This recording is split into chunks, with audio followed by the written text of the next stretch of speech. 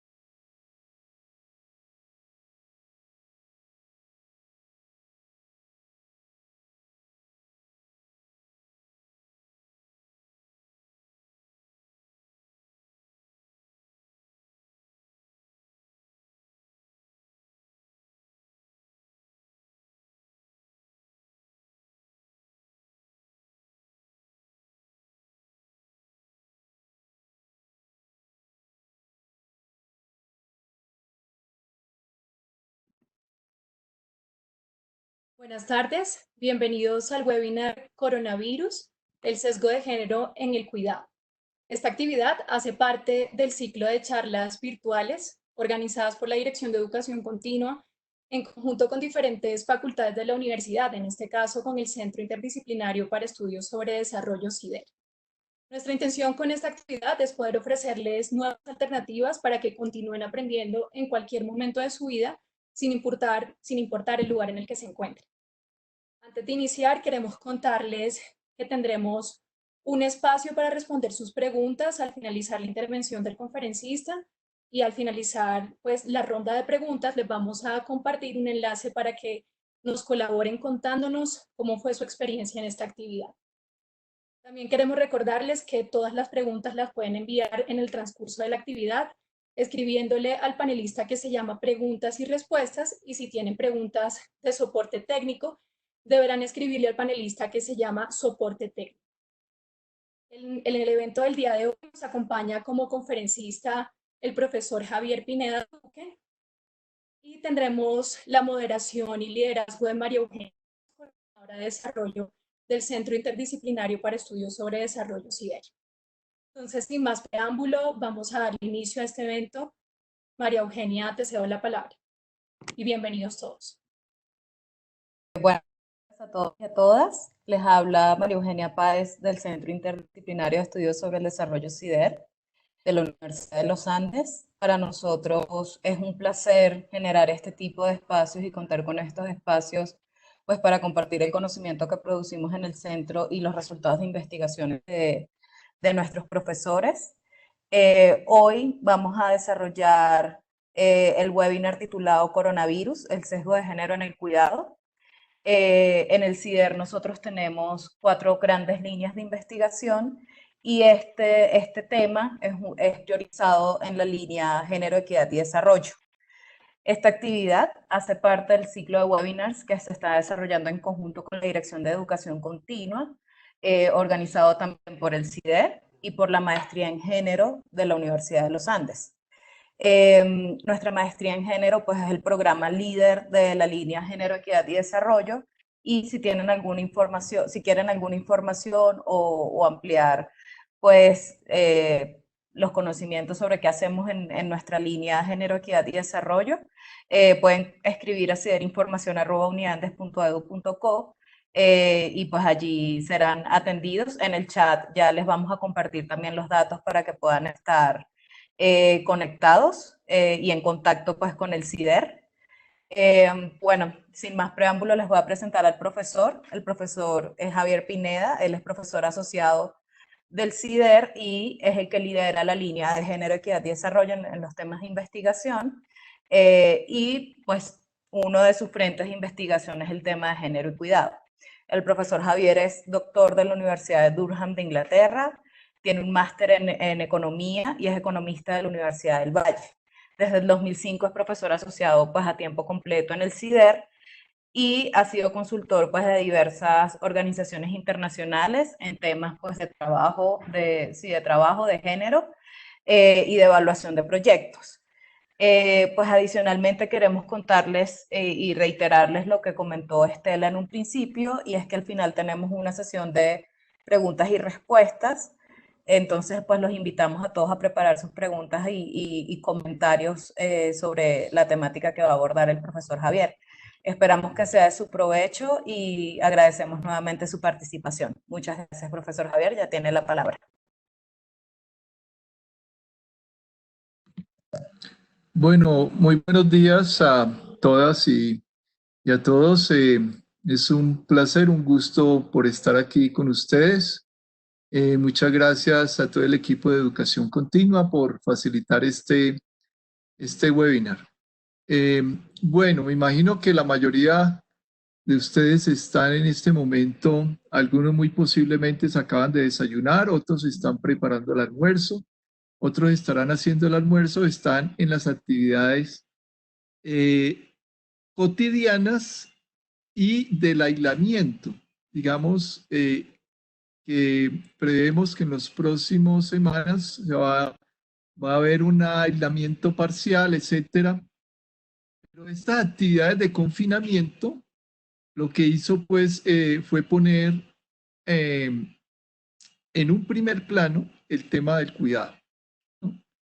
Entonces voy a comenzar pues justamente de qué consiste el cuidado, qué es el cuidado, y es justamente pues, lo que ustedes están haciendo en este momento, o lo que hacemos, hemos estado haciendo en mayor medida a partir de la cuarentena.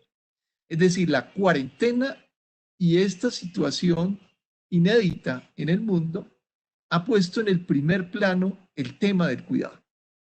¿Y qué es el cuidado? Entonces, es todo lo que hacemos para conservar, continuar y reparar nuestros cuerpos, nuestras individualidades y nuestro entorno. Una definición amplia que ha trabajado algunas autoras, especialmente Joan Tronto, desde el siglo pasado, y pues nos muestra que es todo lo que hacemos para reproducir nuestros cuerpos y reproducir lo humano. Incluso ha tenido distintas palabras y distintos conceptos a medida que el debate y el estudio de esto se ha dado, ¿no? Entonces hemos hablado de unas actividades que son productivas, que están en el mercado, y unas actividades que son reproductivas. Entonces el concepto de reproducción y de trabajo reproductivo ha sido también un antecedente de esto de que ahora llamamos cuidado. Entonces, se ha puesto en el primer plano, porque resulta que el cuidado lo han hecho tradicionalmente las mujeres.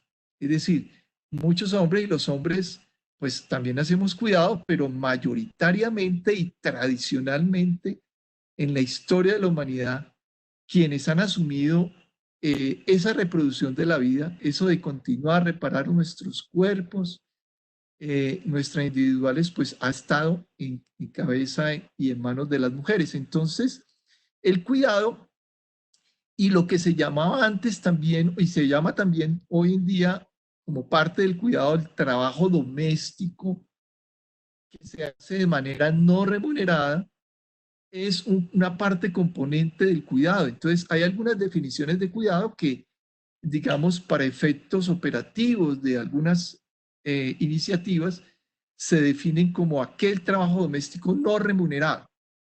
Pero, por supuesto, el cuidado es mucho más amplio, ¿no? Pero ha estado expresado especialmente en ese trabajo doméstico, que puede ser directo en medida en que cuidamos de personas directamente, especialmente niños y niñas, o de ancianos, es decir, de personas dependientes, especialmente.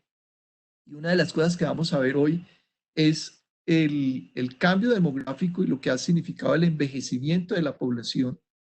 Entonces, ese es un cuidado directo, pero también hay unos cuidados indirectos que nos ocupan mucho, que es la preparación de alimentos, que es el aseo, que es todas esas cosas que tenemos que hacer para reproducir la vida. Entonces, lo interesante de la crisis sanitaria actual es justamente que nos puso a todos, nos encerró y nos dice, reproduzcan ahí sus vidas completamente en sus hogares. Y claro, en el tras y más recientemente del último medio siglo, se han comercializado muchas actividades que antes las hacíamos en el hogar, como la preparación de alimentos. ¿Qué está cerrado hoy en día? Pues los restaurantes. Entonces, ya todos los alimentos que comemos lo tenemos que hacer en el hogar.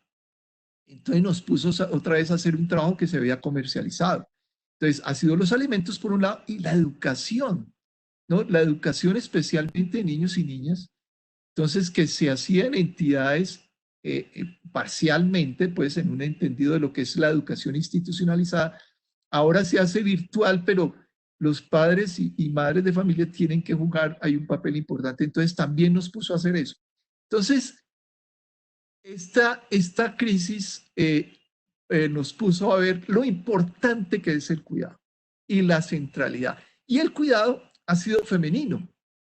Y por eso ha sido un tema central de los estudios de género. ¿Por qué? Porque como definimos género, ¿qué es género? Es toda aquella interpretación, formas de conocer, formas de asignar palabras, etcétera, para todo lo que tenga que ver con la diferenciación de los cuerpos sexuados. Entonces, el análisis de lo que es diferente para hombres y mujeres se ha acuñado el concepto de género para entenderlo como un proceso que es construcción social, que es propio de las relaciones humanas. Y el cuidado, una de sus características es que es relacional. Es decir, si algo nos está diciendo ahora el coronavirus es, mire lo interdependiente que ustedes son. O sea, por más hábil, por más joven, por más activo que sea una persona, siempre es interdependiente. Y la vulnerabilidad que nos puso el coronavirus nos dijo, mire, la interdependencia humana es lo más importante. Nosotros dependemos de los otros. Y en esa dependencia, ¿cuáles son nuestras relaciones? Por eso nos hace un llamado a la colaboración. Nos hace un llamado a devolvernos, a pensar en nuestros principios vitales más importantes. Entonces, esa característica de independencia de la vida humana hace que el cuidado esté en primer plano y que implica todas esas actividades que hacemos, que las hacemos en gran medida por desinterés, porque estamos frente a otros y tenemos que convivir, tenemos que ver cómo nos distribuimos eso. Son actividades y como tal es trabajo. Entonces, por ser de un carácter de género, entonces, y que ha sido femenino en la medida en que lo han hecho las mujeres, ¿no? Y el decir que lo han hecho las mujeres y que se ha vuelto femenino, significa que eso va a tener un significado muy importante cuando lo hacemos los hombres, y eso significa feminizarnos o no, ¿no? Estar todo el día en lo doméstico. Muchos hombres hoy en día dicen, es que estar haciendo estas pendejadas todo el día cuando yo puedo hacer cosas más importantes, pues es que lo confronta con que esas cosas cotidianas son muy importantes también y que también tienen que ser hechas por hombres. Pero ha sido tradicionalmente femenino. Pero siempre ha sido, como estaba en lo doméstico y sobre todo la modernidad lo domesticó más, lo llevó sobre todo a diferenciarlo de lo que es lo público. Entonces, esa dualidad que creó que fortaleció la modernidad entre lo público y lo privado, ¿no? Que hizo que lo público fuera más masculino y lo privado más femenino. Ahora con el coronavirus se nos vino todo encima en el sentido de que lo privado, lo doméstico, resulta ser muy importante. Entonces, había sido invisibilizado porque estaba en cuatro paredes y porque no hacía parte del comercio, no se valoraba comercialmente y por lo tanto no se valoraban las personas que lo hacían sin ninguna remuneración. Y eso ha seguido hasta nuestros días y sí, muy importante. Entonces, una de las luchas de las mujeres, y por eso es un elemento central de género, es que es un trabajo, es rescatar esas actividades también como trabajo, porque es una actividad que implica un desgaste físico, emocional, etc. Y que entonces, por eso, desde los 90 se comenzó a hablar de que tiene unas implicaciones económicas y se habla de la economía del cuidado, que implica unos costos para ciertas personas. Y entonces eso ya nos comienza a pensar y a poner a pensar y cómo las reflexiones que han hecho las mujeres, que es lo que llamamos, cómo surge un pensamiento femenino, y eso es lo que llamamos feminismos. Entonces, frente a estos muchos pensamientos feministas o femeninos, han comenzado a plantear históricamente problemas que hay ahí, es decir, que se ha recargado sobre todo en las mujeres y que ha generado injusticias, ¿no? Entonces, claro, hablamos de que son pensamientos feministas y vamos a ver la diferencia más adelante con lo que es lo femenino, porque hay muchas cosas que son femeninas, pero no necesariamente feministas.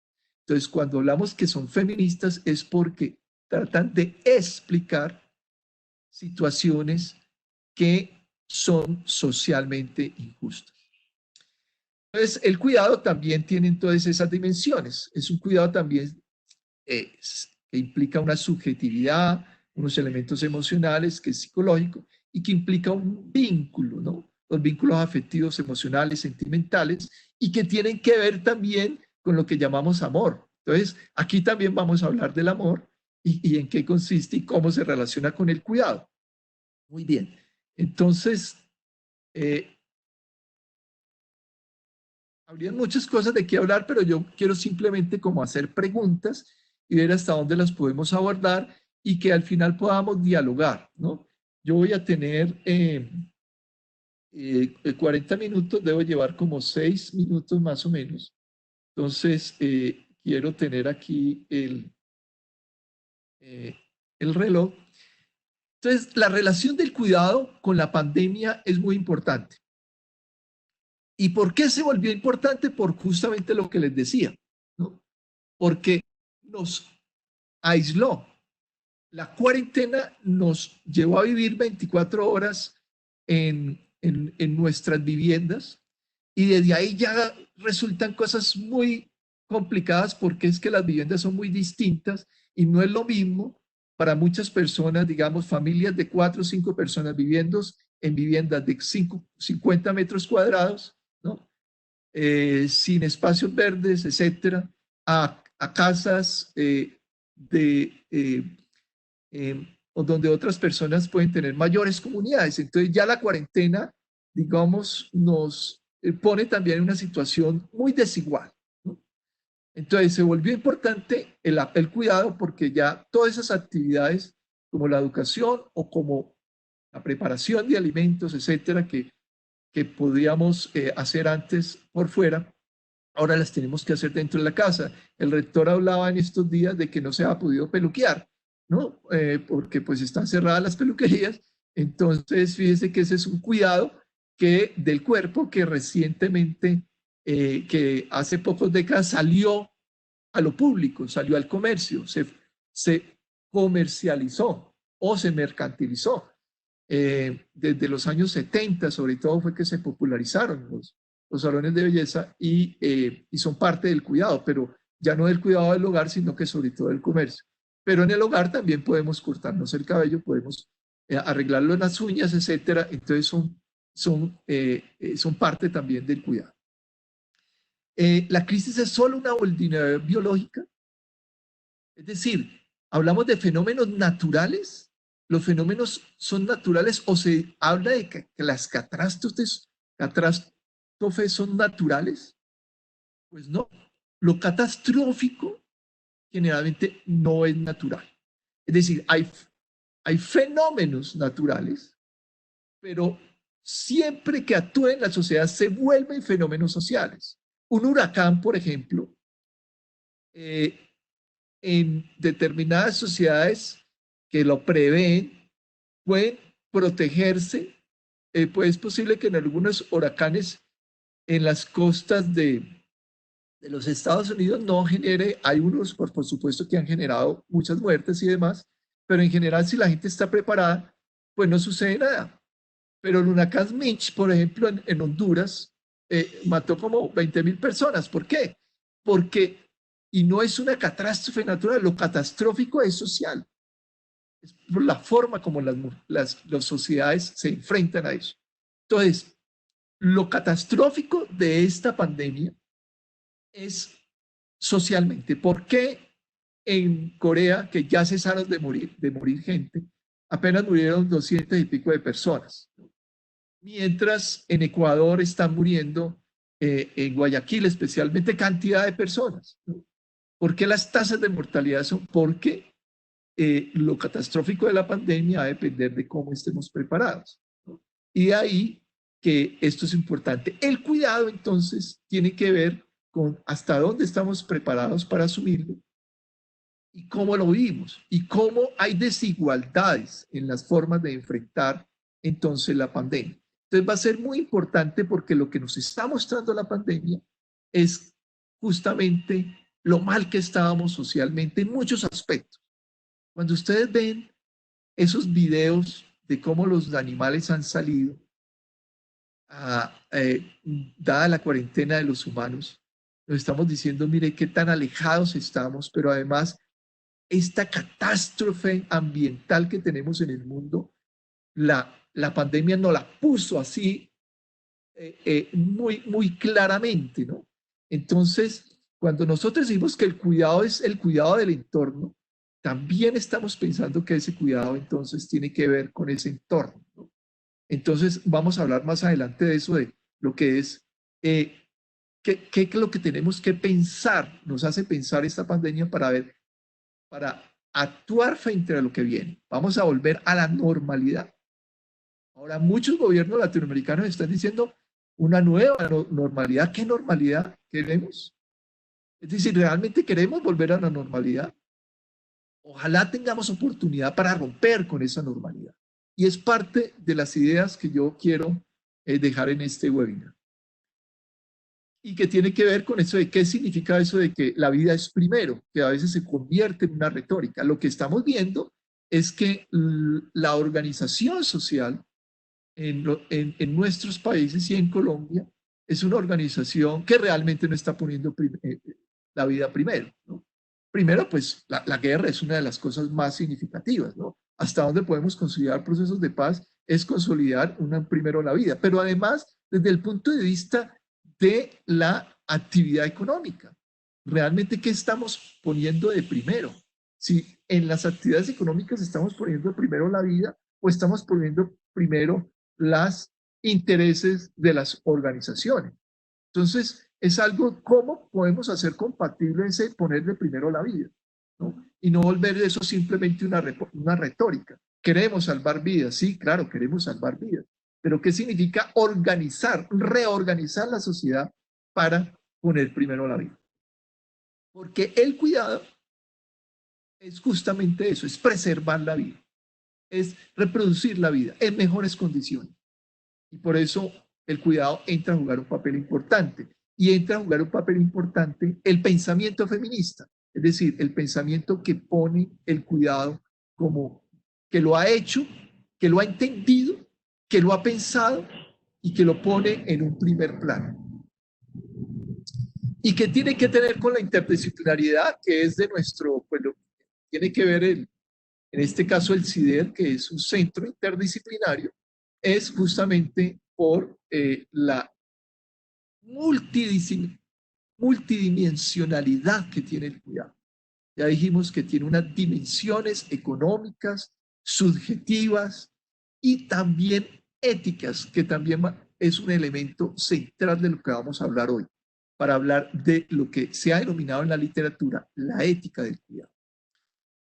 Entonces, la especificidad del cuidado es la de estar basado en lo relacional, ya sea en el marco familiar o por fuera de él. Ya veíamos algunas actividades que pueden estar comercializadas por fuera, como la preparación de alimentos, que también lo hacemos en el hogar, pero ya pues no hay restaurantes, entonces lo volvemos al hogar y por eso hemos visto la importancia de ese cuidado. Y entonces la familia va a jugar un papel ahí importante, porque además tradicionalmente ha descansado sobre la familia. Por eso hablamos que los regímenes de cuidado en América Latina y en Colombia, especialmente en Colombia, es muy familista, es decir, que está centrado en la familia. Y ahora lo vamos a ver en los cuidados de la salud, en los cuidados de la vejez, en los cuidados de la infancia, porque hablamos de que son sistemas familistas. Pero aunque por supuesto hay mucho cuidado por fuera de la familia. Y lo importante aquí es que no es que descanse sobre la familia, es que también en la familia son personas específicas y en esa medida quien más lo ha asumido en la familia han sido las mujeres. Por eso decíamos ahora que es femenino. El cuidado en el marco de la familia tiene un carácter a su vez obligatorio y desinteresado, lo cual le otorga una dimensión moral y emocional, ¿no? Porque se mezclan las emociones, se mezcla el amor, se mezclan todas esas dimensiones. Pero el cuidado se da en relaciones, bien sea en la familia o por fuera de ella, que conllevan distintas situaciones de injusticias. Es decir, de lo que más se han revelado a las mujeres es justamente esa incomodidad, primero en estar en muchos casos encerradas en lo doméstico, que eso especialmente se dio hasta los años 60 del siglo pasado, Pero cuando salen de lo doméstico a trabajar, resulta que siguen también asumiendo mayoritariamente eso. Entonces, ahí genera unas injusticias por esa desbalance desigual sobre quién cae esas responsabilidades. Entonces, ahí hay desigualdades de género, pero también hay desigualdades de clase, ¿no? Porque hay personas, digamos, dependiendo de los ingresos económicos o dependiendo de sus posiciones sociales, pueden, digamos, contratar otras personas que ayuden con ese trabajo de cuidado y generalmente entonces hay privilegios, ¿no?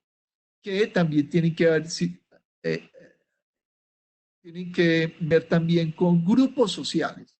Entonces, nuestras abuelas y nuestras madres en los años 60 y 50 tenían las trabajadoras domésticas que generalmente venían del campo. Generalmente en muchos casos eran indígenas o, como se ve en el Valle del Cauca, pues eran mayoritariamente afrocolombianas. Entonces también hay unas injusticias de raza que va a ser muy importante y que se siguen reproduciendo como se ha visto ampliamente en los estudios que se hacen sobre el trabajo doméstico remunerado, es decir, de las trabajadoras de servicio doméstico. América Latina y particularmente Colombia tiene un régimen de bienestar y sistema de cuidado familista, ya lo dijimos, centrado en la familia.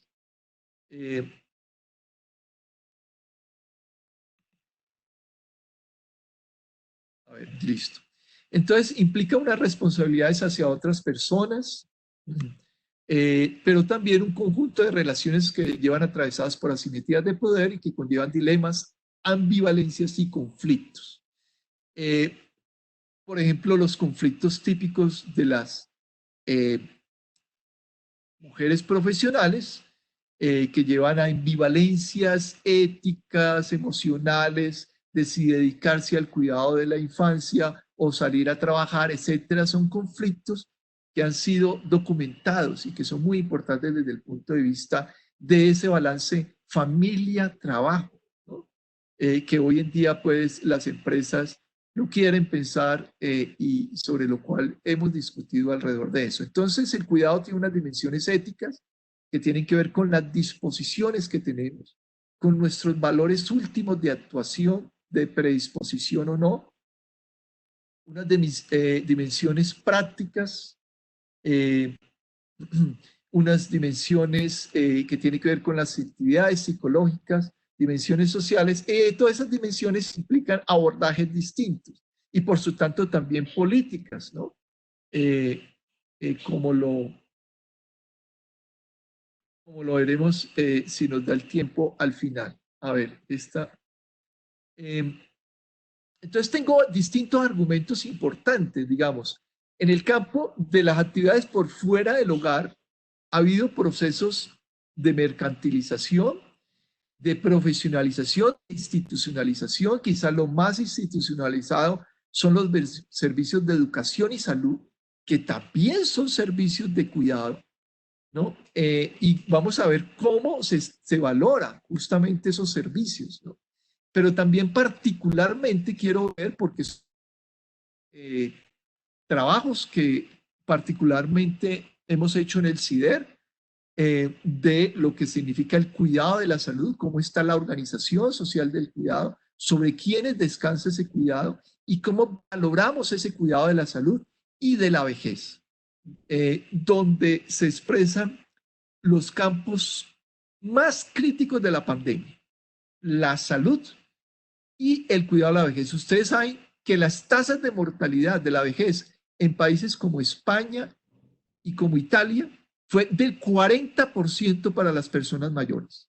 Es decir, y es justamente preguntarnos quién está cuidando, sobre quiénes descansa el cuidado de la salud y la vejez, y vamos a ver que son básicamente mujeres. El 80% de los trabajadores de la salud son mujeres, 80%.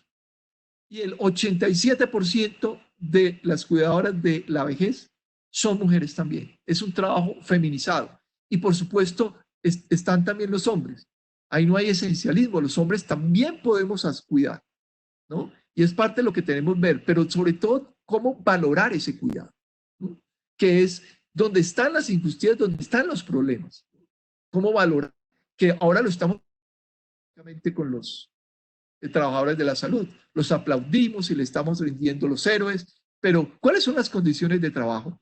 Justamente recientemente, el año pasado, hicimos un estudio sobre las condiciones de trabajo de quienes están en la primera línea para enfrentar el coronavirus, que son las enfermeras y auxiliares de enfermería, ¿no? Son las que están ahí cuidando, inyectando, ¿no? Cambiando, etcétera, los afectados por el coronavirus. Piensen ustedes, nosotros pues ya se nos está creciendo, ya no recuerdo en cuánto vamos pues de infectados, 4.000, pero piensen ustedes en Nueva York, ¿no? He hablado con amigos que viven allá, que han muerto sus amigos, que han tenido que enfrentar eso, y cuáles eran las condiciones de trabajo, ¿no?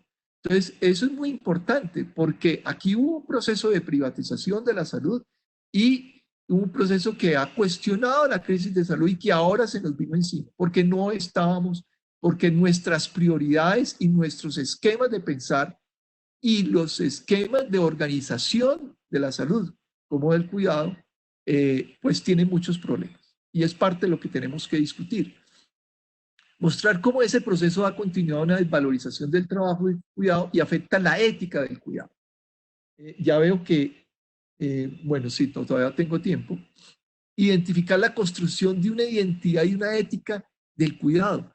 ¿Eso cómo es? ¿Es que nacemos con ciertas facultades o es que cultivamos ciertas facultades, ciertas destrezas y ciertas actitudes con C, disposiciones para el cuidado? Entonces, cuando yo he hablado con cuidadoras, y es lo que quiero mostrar también, es cómo se desarrolla esa ética del cuidado. Analizar la centralidad del cuidado para la continuidad de la vida y plantearse alternativas de desarrollo. No entiendo por qué siempre para cambio de ideas. Pues, miren ustedes, nosotros tuvimos, gracias, después de presentar muchos proyectos de ley, varias senadoras en los años, en la primera década de este siglo. Finalmente, en el año 2010 fue aprobada la Ley de Economía del Cuidado. Que eso implicó que las senadoras fueran a explicarle al ministro de Hacienda y decirle, mire, lo que nosotros no queremos es que le paguen a las amas de casa. Sabemos que eso debe pensarse cuáles son las fuentes, etcétera. Simplemente lo que queremos es que midan, visibilicen qué es el cuidado y cuánto vale eso. Entonces, esa ley de 2010 permitió que en el 2013 se hiciera la... Entonces, la ley es muy cortica y le manda al DANE a hacer una encuesta de uso del tiempo, porque con el uso del tiempo es que se sabe cuánto tiempo dedicamos a las labores de cuidado, sobre todo de cuidado no remunerado en los hogares. Y con base en esa encuesta, entonces podemos hacer este tipo de gráficas, que mire, aquí nos muestran quiénes cuidan, ¿no? El tiempo de trabajo y cuidado sobre quién descansa. Entonces mire que los azulitos, que somos los hombres, por rangos de edades, estamos casi todos abajo, hacemos muy poco tiempo de cuidado, mientras que las mujeres, pues generalmente tienen mayor participación y mayor tiempo de dedicación, ¿no? Igual si lo vemos ya por educación, ¿no? Entonces miren ustedes que las mujeres están justamente en la parte superior derecha con mayor participación y con mayor tiempo de dedicación. En promedio, mire que las mujeres dedican alrededor de 7 horas, ¿no? Al día, mientras los hombres estamos dedicando alrededor de 3 horas o menos al día, ¿no? Entonces ahí de entrada hay unas injusticias. Pero entonces, ¿por qué estamos hablando? Y esta es una parte conceptual, yo estoy tratando de ser lo más didáctico para quienes por primera vez escuchan sobre este tema, pero como también para los expertos que quisieran eventualmente encontrar algo nuevo. Yo he llamado, he dicho que en este siglo ha habido un giro conceptual del cuidado, ¿no? ¿Y por qué se presentó ese giro conceptual? ¿Por qué estamos hablando hoy de cuidado? Porque hubo distintas escuelas de pensamiento feminista, de estudios de género, que contribuyeron a confluir alrededor del concepto de cuidado, ¿no? Eso es lo que yo denomino ese giro, un giro que le dio una muy grande al tema del cuidado, porque por un lado estaba una tradición de pensamiento, y yo traigo esta parte conceptual porque nos ayuda a entender las dimensiones actuales frente al coronavirus, ¿no? Entonces hay una tradición de materialista de la igualdad que se centraba en el concepto de división sexual del trabajo, que es un concepto que todavía hoy utilizamos para entender cómo en la historia se han asignado a las mujeres unas tareas y a los hombres otras, y cómo esa asignación cultural y social ha generado desigualdades e injusticias, que es lo que el feminismo ha reivindicado históricamente. Entonces, yo lo voy a llamar a esa tradición materialista sobre la división sexual del trabajo, va a ser muy importante para seguir analizando ahora cuáles son los actores que los sectores económicos que se están reactivando y cómo podemos estar reproduciendo desigualdades. Por ejemplo, los que no pararon fueron, por ejemplo, los servicios domiciliarios, los conductores, toda la parte logística, son puros trabajos de hombres, ¿no? Incluso la vigilancia, ¿no? Que tiene 97% de hombres, etcétera, son trabajos a excepción de la salud, que es muy femenina. Entonces, ¿cómo vamos a reactivarnos y qué queremos reactivar y a qué le colocamos la platica? Y esto ya se vuelve un problema de política pública, va a ser muy importante. Entonces, esta tradición nos da herramientas para analizar cómo están, cuáles son las empresas que debemos fomentar y cómo, y desde el punto de vista de análisis de mercado laboral, qué sesgos de género se dan en el enfrentamiento de la pandemia. Hay otra tradición muy cercana a esta, que es de la economía inglesa, especialmente las economistas anglosajonas, que desde los años 90 comenzaron a pensar ya no desde el punto de vista más micro y mesosocial, sino desde el punto de vista más macroeconómico. Y desde la reflexión, eso va a tener un efecto en la reflexión de los sistemas de bienestar, cómo había un sesgo en la macroeconomía. Si ustedes me dicen una de las primeras decisiones con el decreto 444 del gobierno nacional, que le pasó grandes recursos a la banca, yo le puedo decir que ahí hay un sesgo de género. Ustedes dirán, no, pues eso no tiene nada que ver nada con género. Sí tiene que ver con género. Las políticas macroeconómicas tienen sesgos de género, impactan a los hogares, ¿no? y impactan a sectores sociales y pueden impactar de manera diferencial a hombres y mujeres. Entonces, el régimen de bienestar va a ser muy importante y por eso es importante hablar de economía del cuidado. Pero por otro lado está una tradición desde la psicología y desde los comportamientos y la ética de las personas, de la formación moral, en la tradición de cómo se estructuraba la formación de niños y niñas, donde Carl Gilligan hace una contribución y acuña el término de ética del cuidado, es decir, que las mujeres eran más relacionales y que iban formando sus valores teniendo en cuenta más a los otros y menos ensimismados. Es decir, y esto nos lleva a reflexionar sobre cómo construimos nuestras identidades. Por un lado, desde lo individual y social, pero también una dimensión política que Joan Tronto trae sobre el tema de las democracias y cómo la ética del cuidado tiene que llevarnos a unas sociedades cuidadoras. Entonces, tanto desde la psicología como de los estudios de la ética y los estudios de la filosofía política, ¿no? porque la ética y lo político se dan la mano y ahí entonces la tradición de los estudios del cuidado nos está planteando una ética del cuidado y que una ética del cuidado nos debe llevar a sociedades cuidadoras, ¿no? Y eso es lo que tenemos que plantear ahora frente a cómo vamos a organizarnos. Si vamos a cuidar el medio ambiente, si vamos a cuidar, le vamos a dar la prioridad de la salud que merece, a la educación, y le vamos a dar esas prioridades, va a significar una reestructuración productiva. Y por otro lado, otras tradiciones, el cuidado del cuerpo, ¿no? Todo lo que tiene que ver, porque el cuidado, cuando entra en relaciones, cuidado directo con otras personas, por ejemplo, con el cuidado de nuestro cabello, que implica un tocar el cuerpo del otro, y igual que en la salud, implica tocar el cuerpo del otro, implica un concepto de trabajo corporal.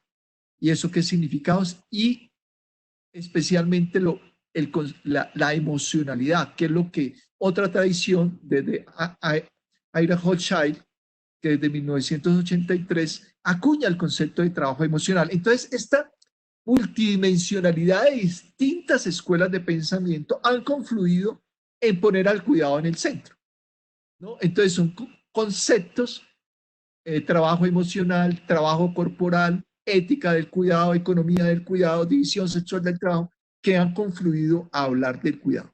Entonces, por eso se ha tenido esta importancia.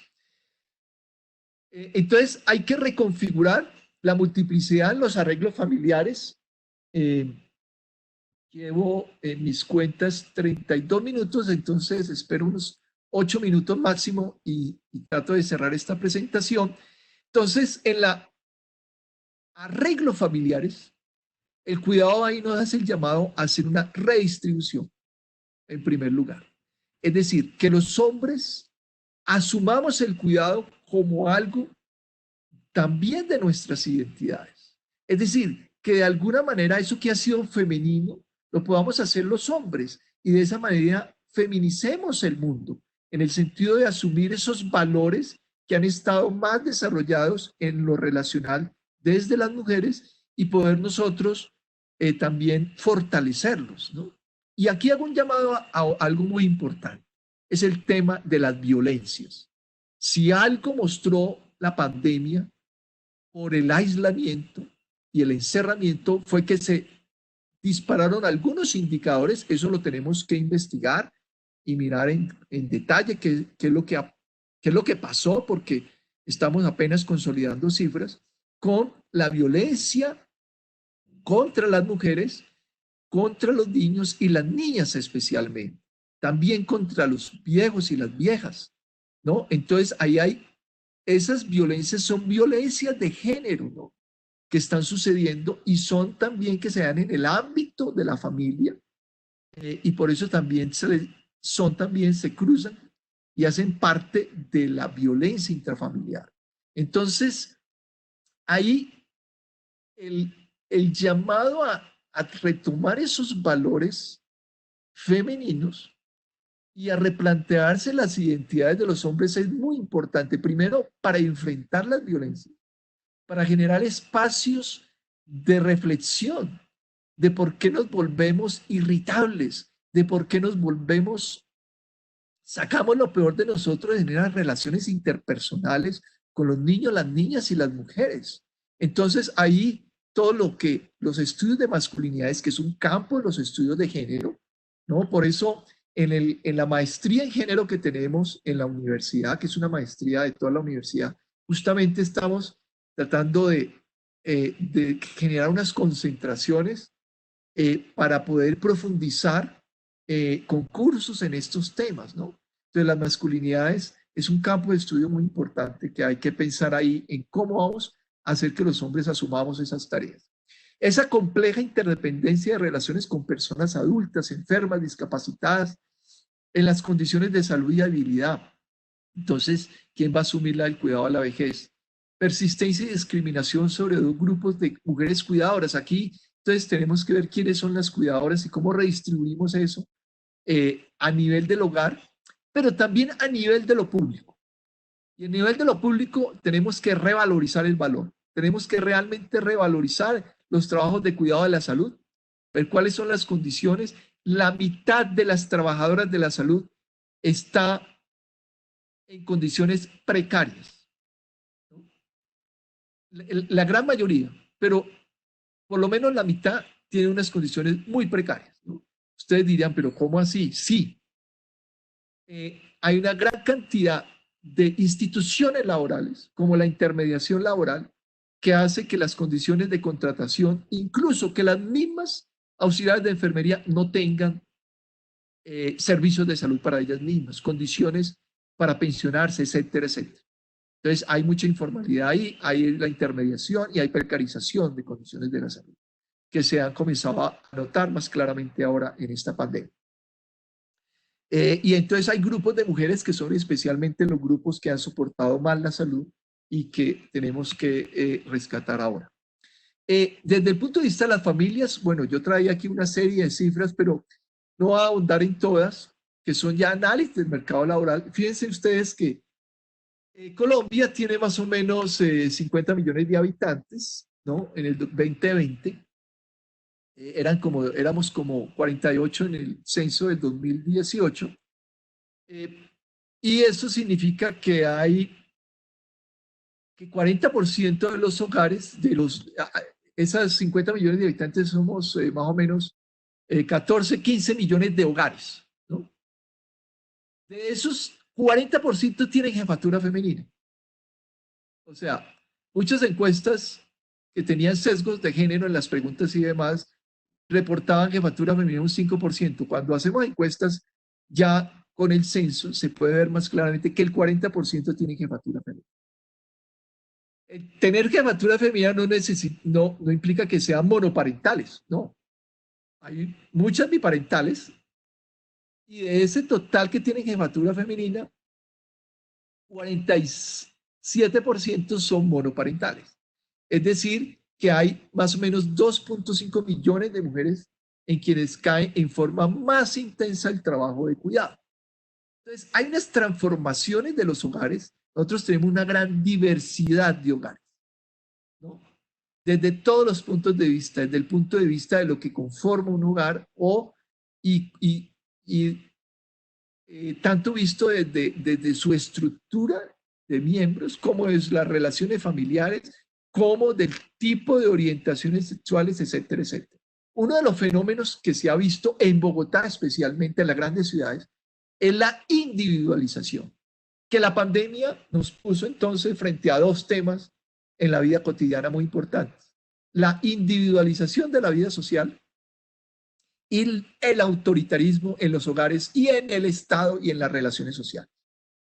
¿Cómo vamos a enfrentar el autoritarismo? ¿Cómo vamos a democratizar los hogares?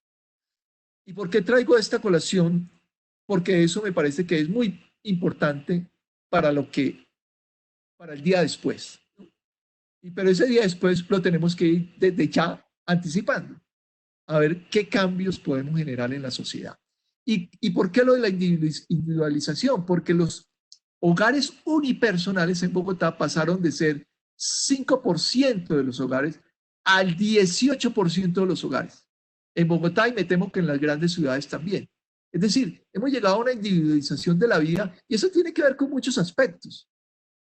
En muchos casos las mujeres que viven solas es porque no se quieren aguantar una relación con un hombre, porque las identidades de los hombres realmente han hecho que difíciles las relaciones. Y entonces ahí entramos en las relaciones amorosas. ¿Y quiénes tienen privilegios y quiénes no? Entonces fíjense que los que viven solos, tanto hombres como mujeres, entonces ahora la pandemia mostraron pues que pierden el privilegio de tener los mimos, de estar acompañado con alguien con que se pueda llevar bien. Y eso sobre todo nos replantea sobre todo a los hombres. Pero también muchos hombres viven solos. Entonces están asumiendo unos costos que la pandemia nos los puso ahí, no lo está haciendo vivir para las personas que viven solas. Entonces me parece que es una individualización de la vida social. Y el individualismo se expresa en muchas otras cosas. Y en la pandemia nos hace un llamado a revivir la vida en comunidad.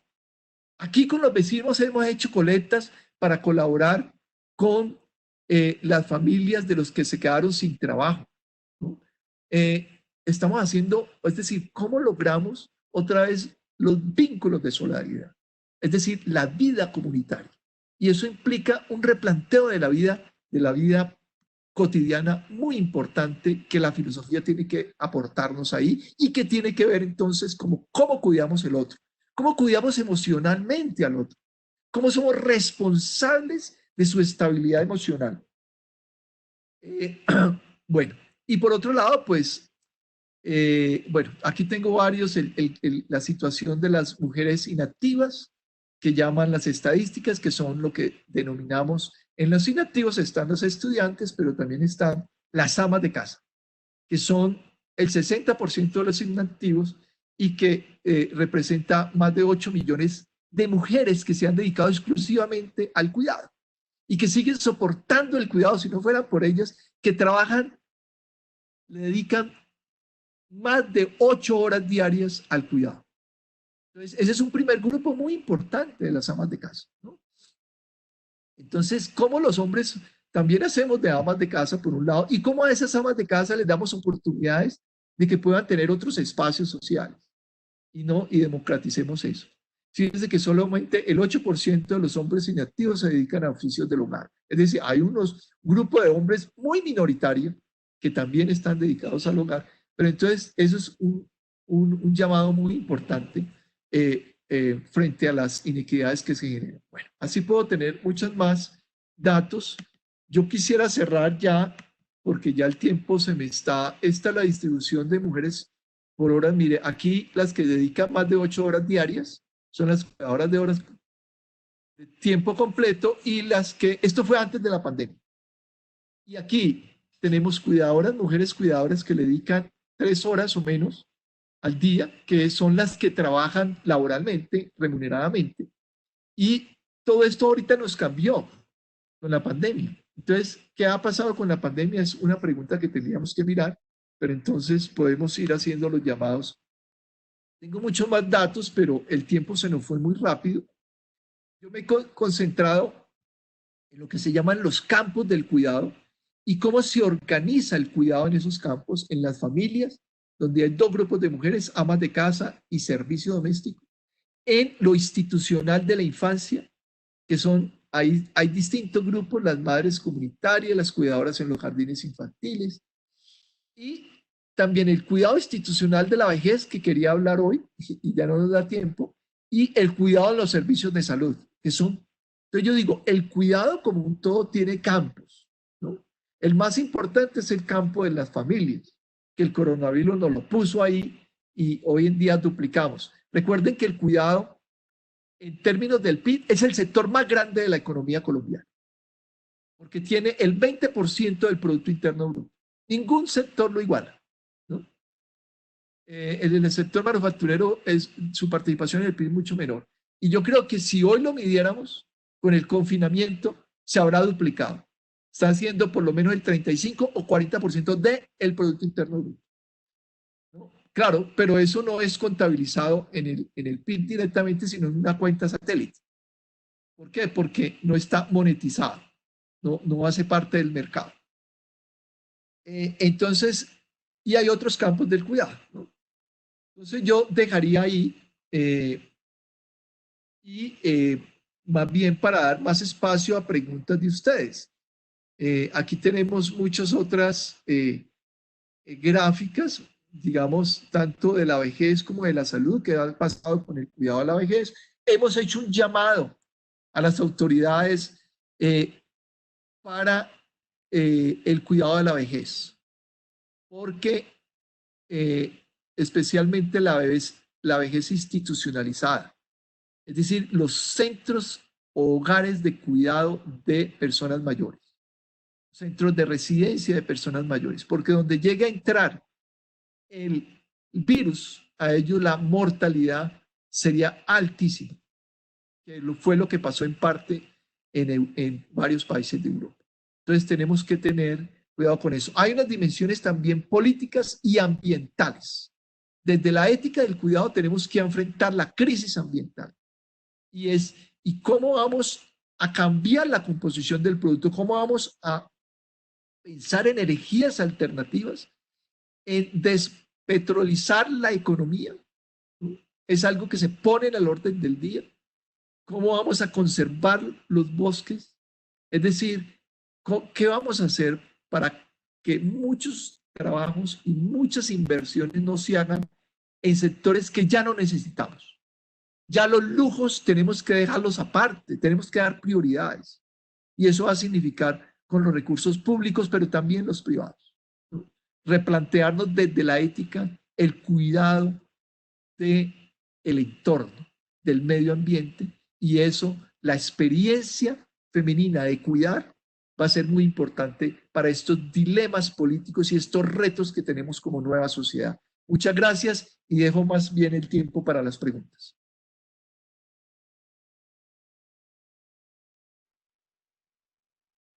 Doctor Javier, por su presentación.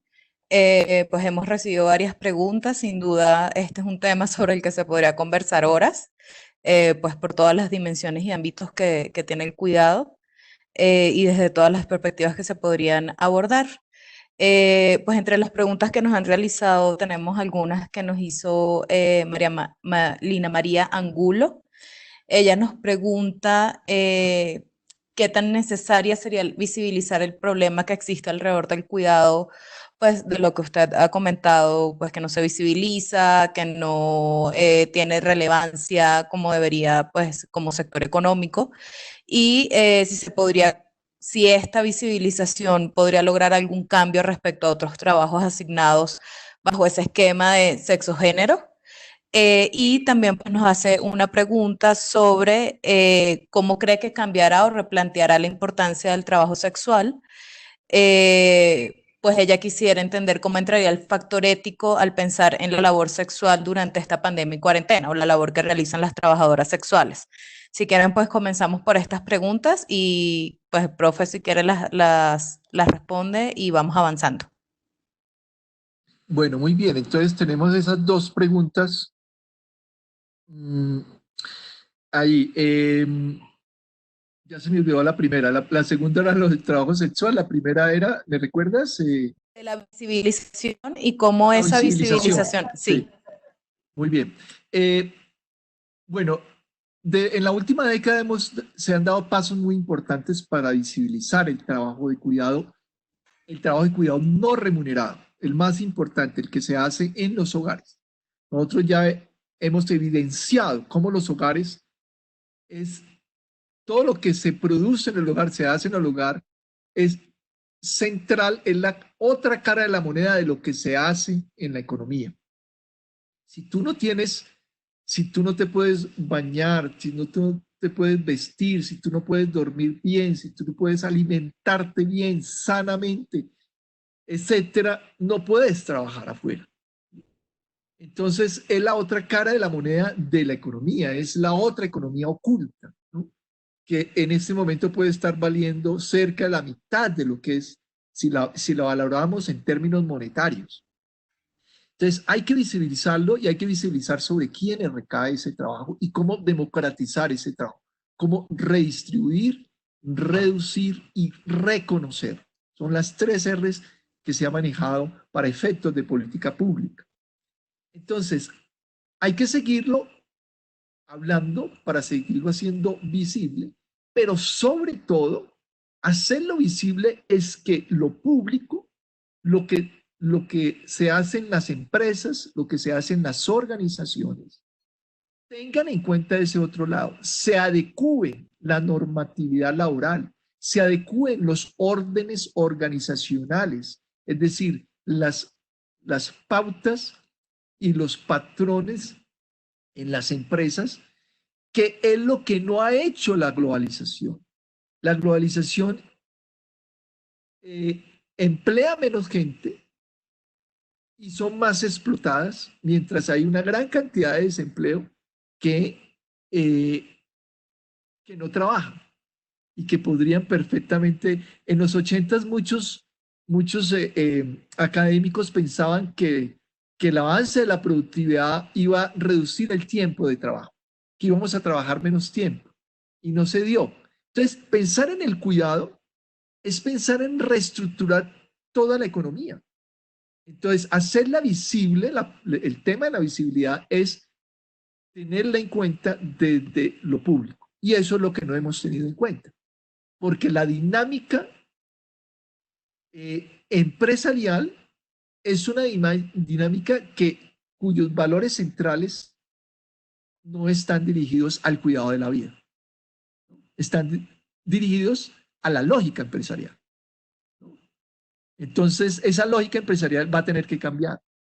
Y eso es hasta dónde, ¿no? Entonces, ya hay muchas experiencias y reflexiones sobre eso, ¿no? Entonces, hay que cambiarlo eso y poner a la vida en primer lugar. Entonces, visibilizarlo va a implicar entenderlo, y el coronavirus nos lo está haciendo entender claramente, la importancia de lo que hacemos en los hogares, la importancia de lo que llamábamos privado, nos lo está poniendo al día.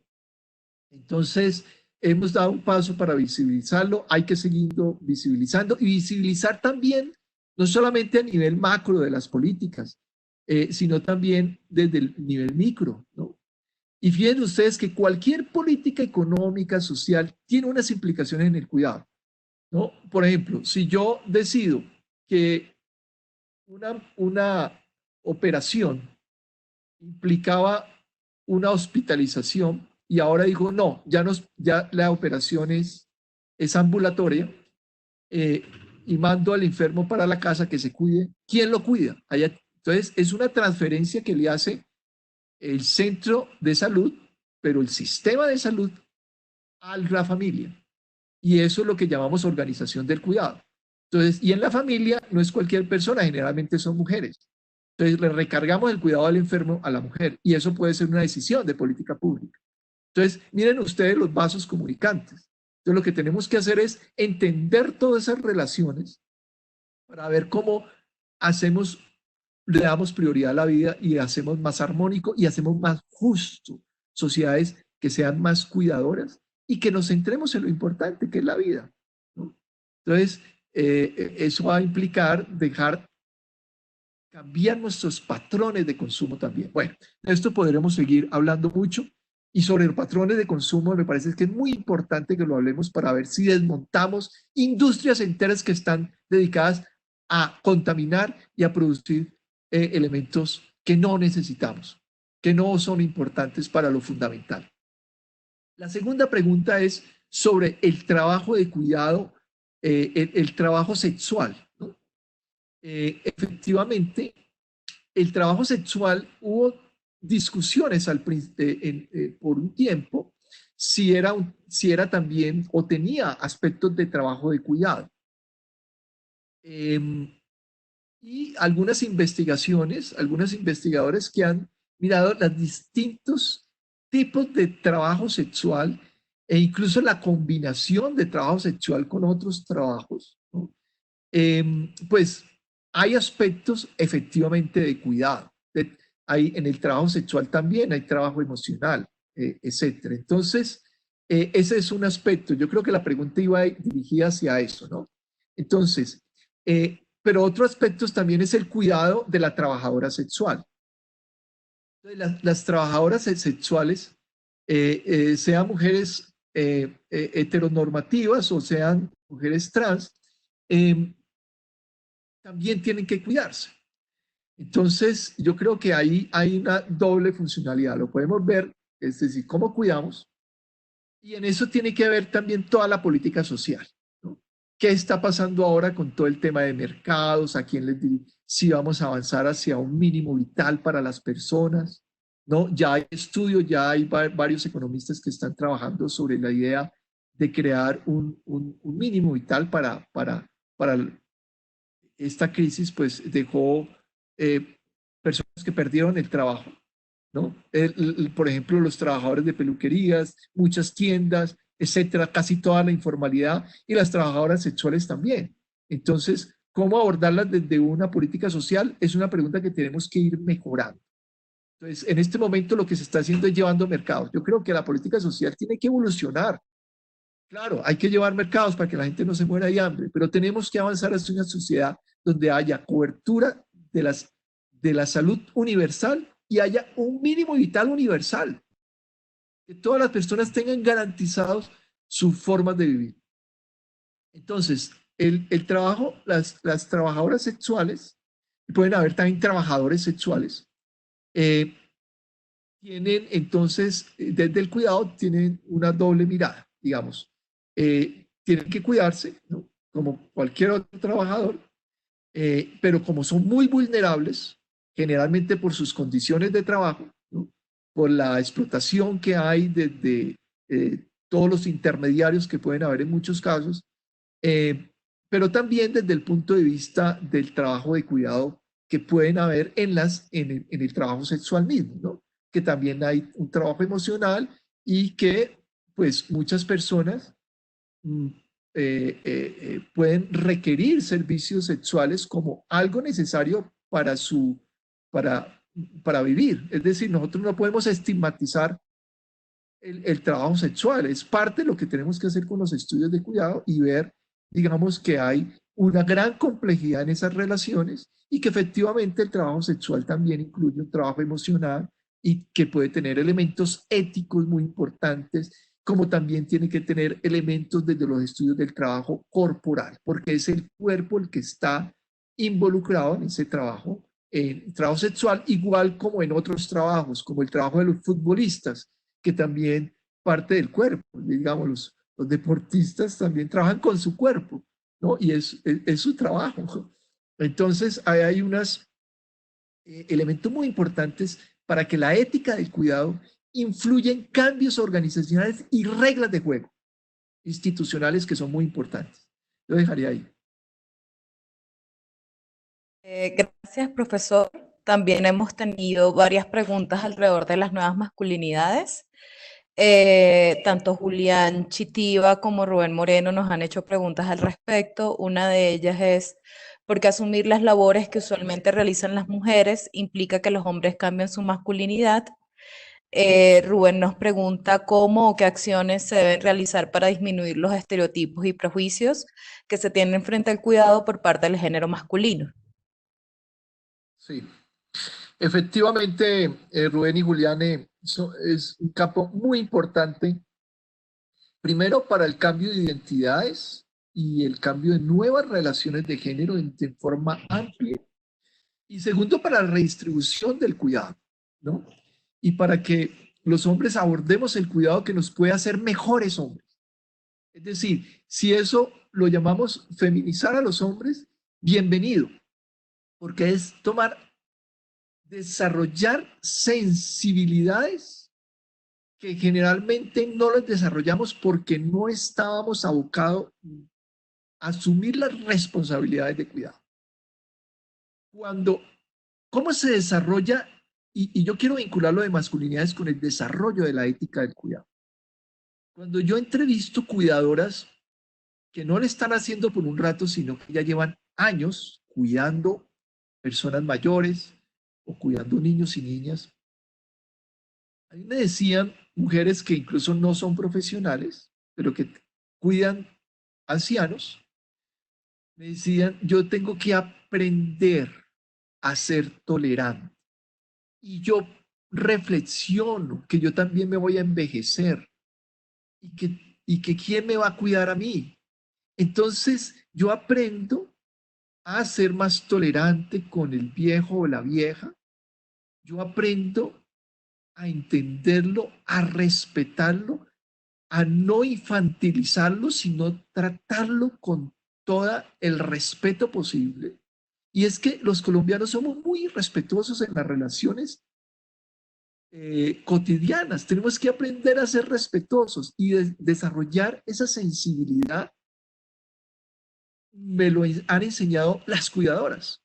Es aprender a ser cuidadoso, aprender a ser tolerante, a ser paciente, a entender y a cambiar las actitudes. Entonces los hombres, eso debemos de aprenderlo, a desarrollarlo. Eso no es una cosa que el hombre nace agresivo, no.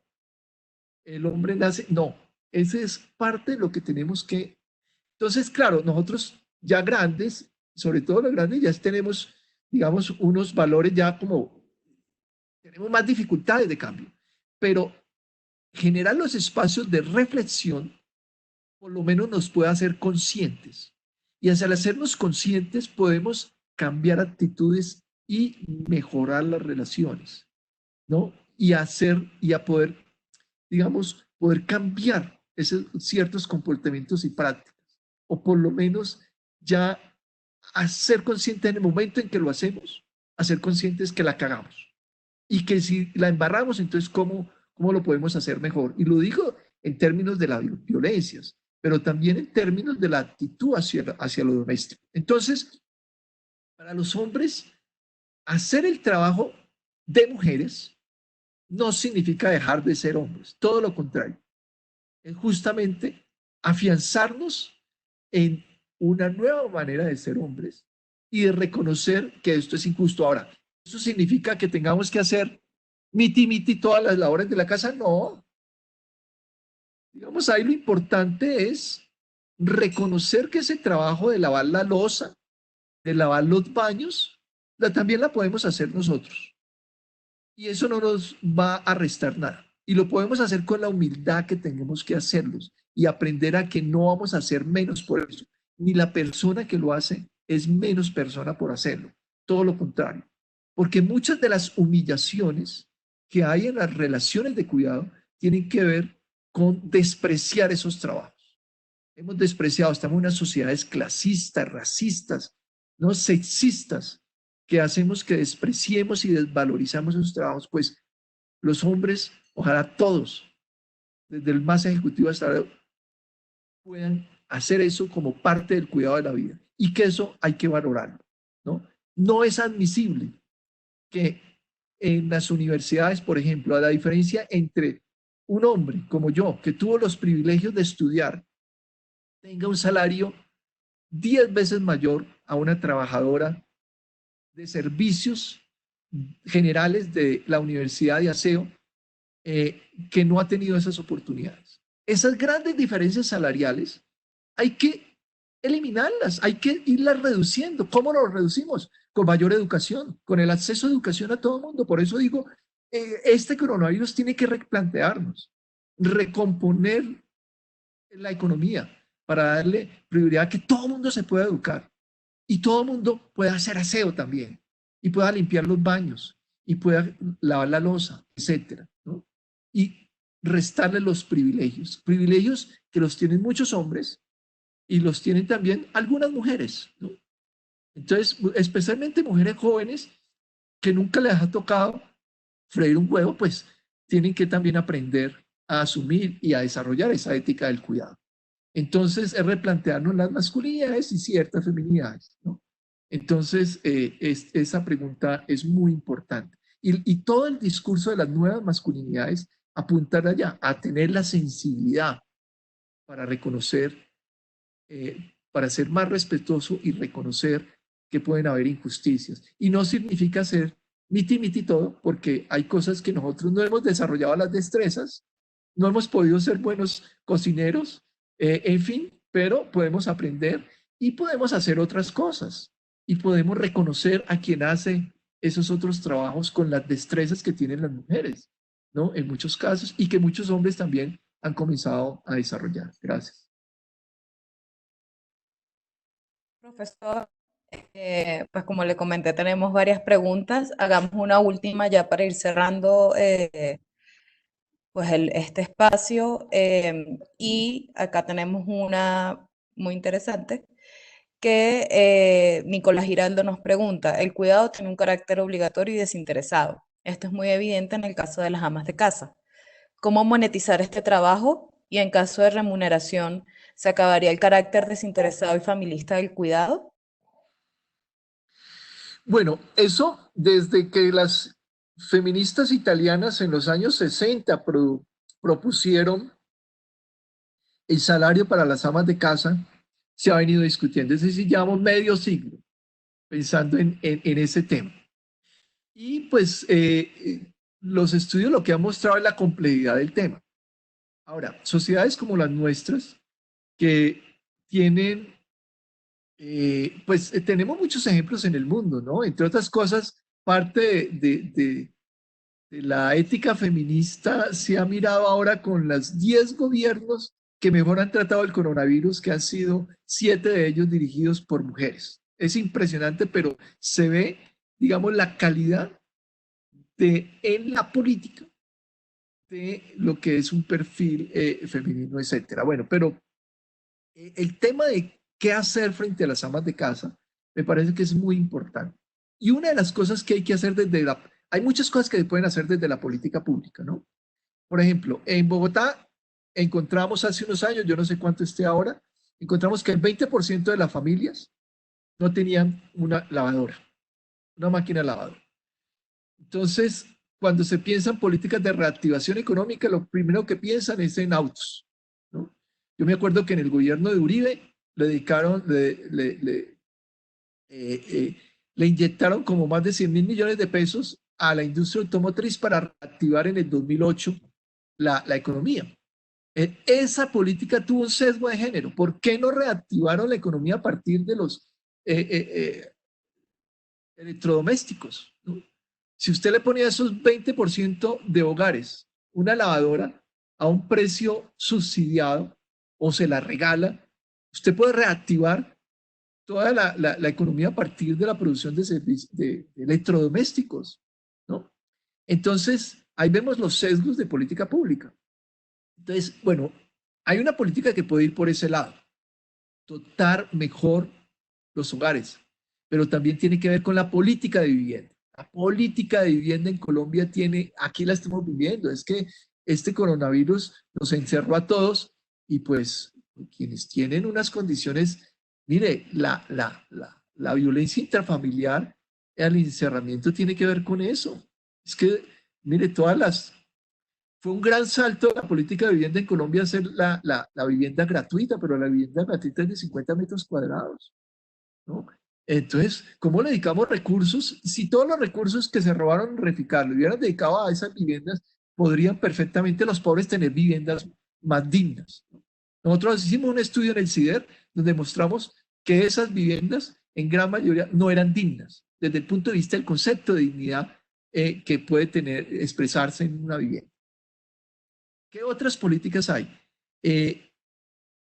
Apoyo a las prioridades, qué es lo que se está haciendo en Uruguay, en el Sistema Nacional de Cuidado. Y es lo que queremos hacer también aquí. Y vamos a ver si en Bogotá, con lo que está haciendo la nueva administración, que quiere poner el cuidado en el centro, vamos a ver si podemos lograr que haya una fuerza de trabajo que pueda darle turnos, especialmente a amas de casa, que debe ser la prioridad. Aquellas mujeres que tienen que atender 24 horas un anciano o que tienen que atender un miembro discapacitado en el hogar, ¿no?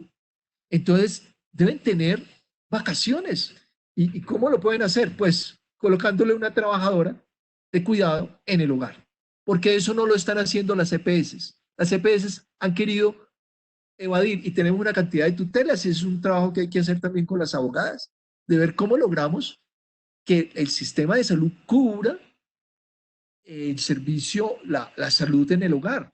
Solamente cuando ganan tutelas es que la EPS manda una enfermera contratada por un servicio, por una empresa de servicios temporales, ¿no?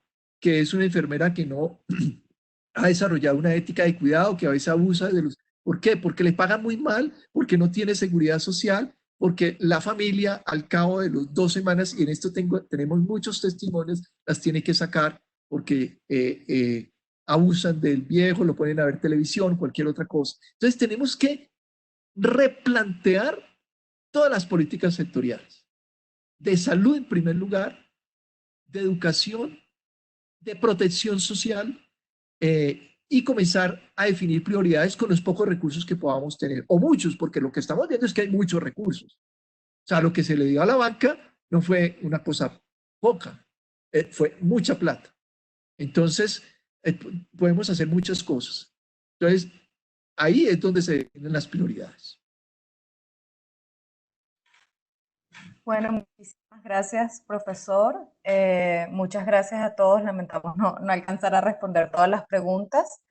pues como tienen en el chat el contacto de Sider Información, también pues pueden formular sus otras preguntas que les puedan surgir allí.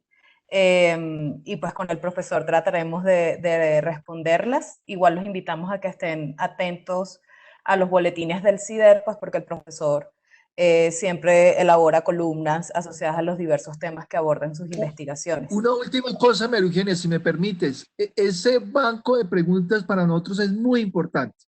Entonces, porque nos pueden guiar la producción, la investigación y los boletines que podamos sacar en un futuro. Entonces, yo les pido el favor entonces que las guardemos y las vamos a mirar.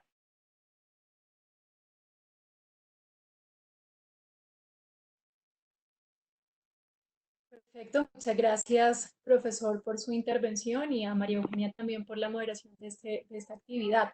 Profesor, le agradecemos irnos a las últimas diapositivas, por favor. Y mientras tanto les vamos contando que a través del chat vamos a compartirle varios enlaces. El primer enlace que les vamos a compartir es una encuesta. La invitación es a que nos cuenten a través de ese enlace cómo les fue en esta experiencia. Todos sus comentarios son muy importantes para nosotros porque así podemos seguir haciendo estas actividades para que cada vez sean mejores. El segundo enlace que les vamos a compartir es un enlace de contenidos digitales. Es la página web en la que van a poder encontrar toda la información de los webinars que hemos programado para ustedes. Adicional también, profesor, si quiere pasemos la siguiente diapositiva. Adicional, en este enlace de contenidos digitales también van a poder conocer otras actividades, contenidos como podcast, videos, artículos y demás que diferentes facultades de la universidad están liderando. En ese enlace también tendremos la oportunidad de poder volver a ver esta actividad. Está siendo grabada, así que vamos a subirla y les compartiremos un correo electrónico para que puedan volver a vivirla. Bueno, sin más, queremos volver a agradecerles a todos por su participación, por sus intervenciones y por las preguntas que nos enviaron. Muchas gracias a todos. Esperamos que este espacio haya sido provechoso para ustedes en estos momentos y nos vemos en la próxima actividad. Gracias a todos. Que tengan una feliz tarde.